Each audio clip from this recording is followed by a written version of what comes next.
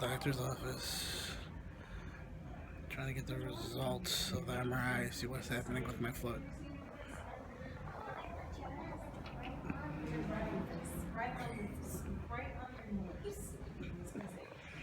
So hopefully it's good news, or we'll see what happens.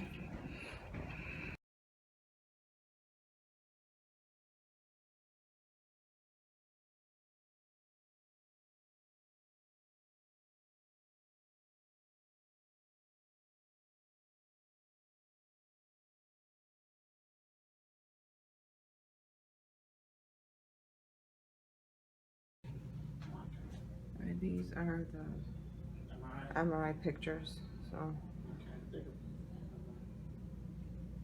you're in the room. So we're gonna get the diagnosis.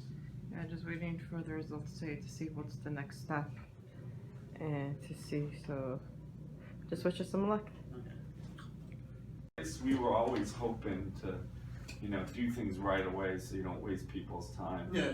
When I was little, I remember I hurt my knee and it took 2 months to figure things out, Yeah, but I was like, I wanted to ask you after you came out of the bathroom. I didn't have a chance to ask you. You're strong. How do you get so strong? Like you got a lot of muscle on you. I was always athletic, but my brothers were big and strong. I was the runt of the litter. Were you? Honest to God. Really? You have a big family? Big family, yeah. And my dad wasn't too tall, but my 2 brothers were like 6'3", 285. Wow. And 6'2", maybe 245. And I'm like, I shouldn't even be over 200 because I'm not even quite 6 feet now. I'm probably like 5'11", 212, and I No, but you're in good shape. Like I'm with. Yeah, so far. Like, okay. So now your knee is like a loaf of bread. Okay, so we take the loaf of bread and we slice it front to back, and we take a slice out and we look at it and we see how does it look. Then you can do it top to bottom and then side to side. Okay, so there are 3 ways to cut it, and then there's a light one and a dark one. Okay, so the MRI is looking at it from 3 different directions, and then looking at it like water and oil don't mix, and so the light one and the dark one account for that. Okay. So like a medial cut or whatever. Exactly. So sagittal is this one, coronal is this one, axial is this one. So this is the sagittal one is the one that you see the little bone on the outside part of your knee. I was, in my mind, I was thinking that you had, more of a medial meniscal tear. This is the ACL, this is the PCL, and then this is the medial meniscus there. When you look at the dark one now, the opposite one, you'll see fluid as being white in this view. So is it bone on bone, or is it? So there's some significant arthritis. You got a good eye, and when you see it from the front, the different colors that you see here is the arthritis that you have. Like for 38, I wish you didn't have that amount. Everybody over 30, 35 has some, but you have more than most. I have a lot, right? Yeah. Because they told me when I was younger I was missing tissue. I didn't know what they were talking about because it popped out. Like I worked in a restaurant. It dislocated. And your kneecap. Yeah. I would saw Dr. Gravados. Oh, Grisados. Yeah. Back in the day. Yeah, back in the day. Yeah, and he's the one who told me get a good education. Especially because of my feet, Yeah, he actually, God rest his soul, he passed away. No way, really? Yeah, he had prostate cancer, and he was the sweetest, nicest man. Yeah, he was good. All right, so here's the deal. Nothing on there tells me that a surgery would help you more than giving it time, maybe doing an injection is what I would suggest, and then getting the approval for like those gel injections just in case you need it. Okay. But the good news is I don't see right now a reason why you need a surgery so on the knee. There's no tear or nothing?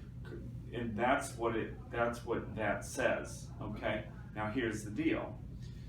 20% of the time, we didn't tell you this before, but 95% of the time it's right. So there's basically like 1 in 20, I should say it properly, but if we had 20 people in this room, 19 of them have what they have, but one of them, it can be a little wrong. You know, it's not picking it up or whatever. So 1 out of 20, I still have to listen to that person, because if it's 2 or 3 months later and they're saying, no, honestly, I know something's not right in here. I know the MRI said everything looked okay, but what do you think? And I think, well, you're young, you're not going to do a knee replacement, we're just going to scope it. And when I've scoped it, out of 5 people who are like that, 3 of them have something. Wow. And you're like, oh my God, I can't believe these MRIs didn't pick up on that. Do you think you need to scope his knee? So, not yet. Okay. Not yet. I think you do an injection, you give it some time, you continue to take it easy, and you give it a month.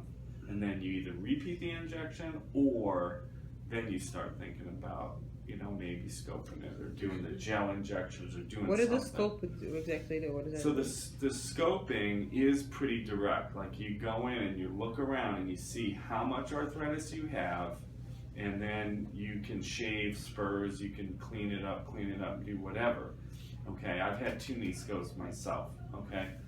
You don't want it if you don't need it, and here's my algorithm, here's how I think.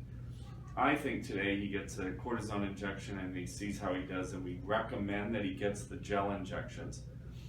If he does well, then he doesn't need them. If it still bothers him, he has a decision to make. Do you clean up the knee and then see if you don't need anything, or you can use the gel later after everything's been cleaned up with a scope? Because in my mind, it doesn't make sense. If there's stuff in there that you could clean up, why would you lubricate it? Right. Yeah, it's like if you had a pebble in your shoe, why would you put foot powder in there without taking the pebble out? Exactly. Because like, I think it's when I exercise, it popped out. Yeah. Because I was doing that, what is it, they say you should do that, leg extension? Yeah. And I think... So here's what I'm going to teach you is when your knee is bent, it's more stable. Okay. When you do the extensions, it pulls, that's that J sign. Ah, yeah. So it pulls it up and out. Extension is your worst position. Okay. So dangerous for you to be an extension. So what should I do to strengthen it? So that's what we're going to teach you. Okay. So the thing that we would do is to make, and it's up to you on the injection. If it hurts or bothers you, take the injection. If it doesn't really hurt and you want to do the therapy, they're going to teach you things that you're going to do maybe for the rest of your life, by the way, but a long time to keep yourself getting better. So they're going to show you the stuff and try to get the kneecap to be over. Oh, it can move by itself? If you strengthen your VMO, which is vastus medialis obliquus, if you strengthen the inside muscle here and the inside muscle, thigh muscles here, they will pull the kneecap over and you'll be strong. Those are the abductors, right? Correct. Yeah. So there's a whole program that you can do, and if you do it, usually you don't need surgery. Because I don't want to be like you. Because the shoulder, on the shoulder too, the tear on the ligament. Remember when you saw me for that? It doesn't bother me, but except when I go like to wipe my hands. Internal rotation. Yeah, but the thing is there any way to strengthen it? Yeah, definitely. So we'll send you to therapy for both of those things. Okay. Because again, you're just looking for like 3 or 4 type of exercises that if you do every day, you're better off. Yeah, because that's what I was trying, and I know I gotta lose weight because I'm big. It always helps. Yeah, I know. Yeah, it's super important. But are you gonna give me a shot today for it? Yeah. Okay.